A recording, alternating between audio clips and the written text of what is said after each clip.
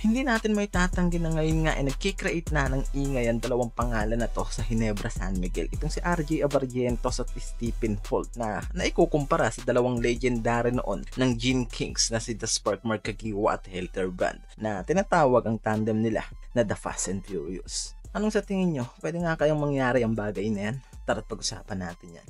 Pero bago yan, huwag mong kalimutan na mag-like and subscribe sa ating channel. Maraming salamat. Ngayon nga ipatuloy na nagpapasiklab ang dalawang player na to na isang rookie and sophomore sa team ng Ginebra San Miguel. Paano ba naman sunod-sunod na napakagandang performance ang pinamamalas ng mga ito sa loob ng court. At kakaibang versatile nga raw ang pinamamalas ng mga to sa loob ng court. At sino mag-aakala na magiging maganda ang koneksyon ng mga ito sa team ng Gene Kings. Actually, asahan mo na rin naman talaga na may ibubuga ang mga to at talagang kayang makipagsabayan sa mga veteranong manlalaro sa PBA League. At ito pa nga lang si RJ Abarrientos na after ng 5 games nga nito sa Gene Kings, pinatunayan nito na hindi sayang ang tiwala na binigay sa kanya ni Coach Tim Cone. At kung magtatagal pang araw ito sa liga ng PBA, hindi malabo na isa to sa maging big name sa team ng Ginebra. Ika nga ni Coach Tim na parang hindi na rookie ang laruan nito. Isang rookie na veterano na sa loob ng court. And very impressive dahil after ng starting game nito na medyo shaky ang pinakita nitong performance sa game.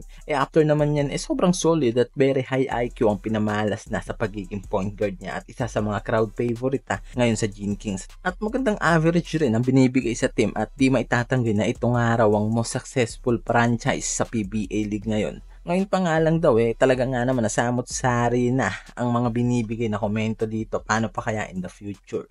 Pag-usapan naman natin itong si Stephen Holt na isa rin naman sa naging successful trade ng Gene Kings at talaga nga naman na sinayang nga raw ng Terra Firma ang Rookie of the Year na to.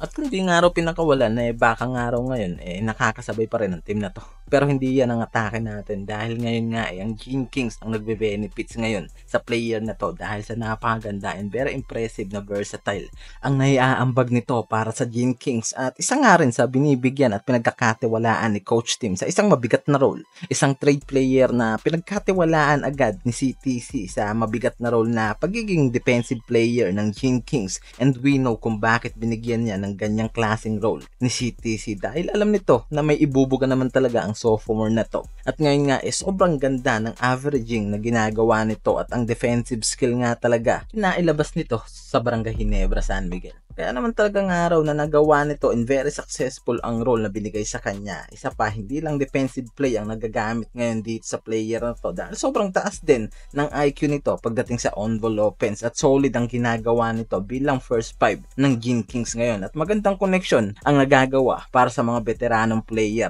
ng Gene Kings. Kaya di rin malabo na makumpara ang dalawang to sa nooy namamayagpag rin na duo ng Gene Kings, itong si Helterbrand at Marcagiwa. Na halos di nga raw nalalayo ang versatile ng mga ito na alam naman natin na ang taas ng kalidad ng IQ nitong si Marcagiwa na ngayon nga raw nakikita dito kay Abarrientos at Helterbrand na namamayagpag rin ang pangalan noon at nakadikit nga sa pangalan nitong si Marcagiwa at ngayon nga naikukumpara din ang pangalan nito dito kay Stephen Holt. At di naman talaga malabo ang bagay na yan, lalo talaga nga naman na ngayon marami ang nakakapansin sa bagay na yan.